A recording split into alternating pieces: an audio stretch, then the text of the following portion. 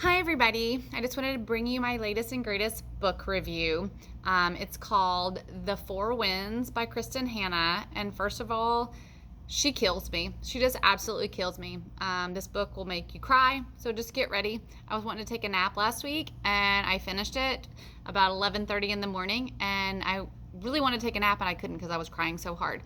She is amazing. It's historical fiction. So I'm going to go ahead and read you kind of the preview of what it's about, and then we're going to kind of talk a little bit about it. So, again, it's set in the Dust Bowl era, 1920s, 1930s, 40s. So, Texas, 1921, a time of abundance. The Great War is over, the bounty of land is plentiful, and America is on the brink of a new optimistic era.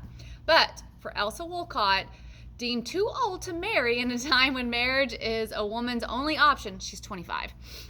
The future seems bleak until the night that she meets Rafe and decides to change the direction of her life. With her reputation in ruin, there's only one respectable choice: marriage to the man she barely knows. By 1934, the world has changed. Millions are out of work, and the drought has devastated the Great Plains. I'm going to pause for just a second because I learned about the Great Depression and the Dust Bowl being from Oklahoma, but I had no idea.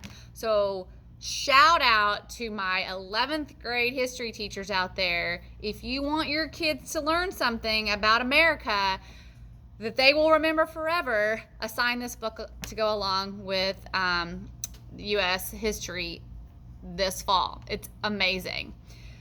The drought has devastated the Great Plains. Farmers are fighting to keep their land and livelihoods, and crops fail. Water dries up. The earth cracks open.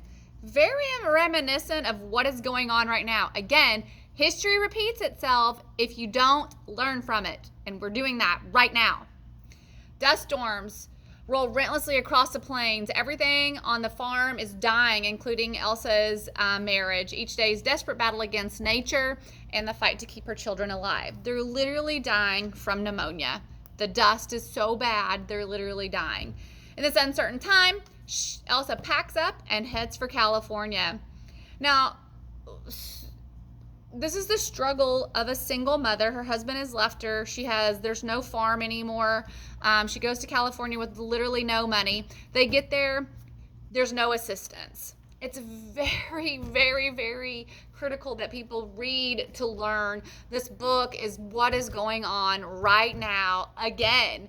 But in the 1930s, what was happening is we had people from Texas, Oklahoma, all the Great Plains traveling to California, and California is basically saying, no, we don't want you. You're gross, you have lice, you have diseases. And I'm like, oh my gosh, that's exactly what's going on in our country right now.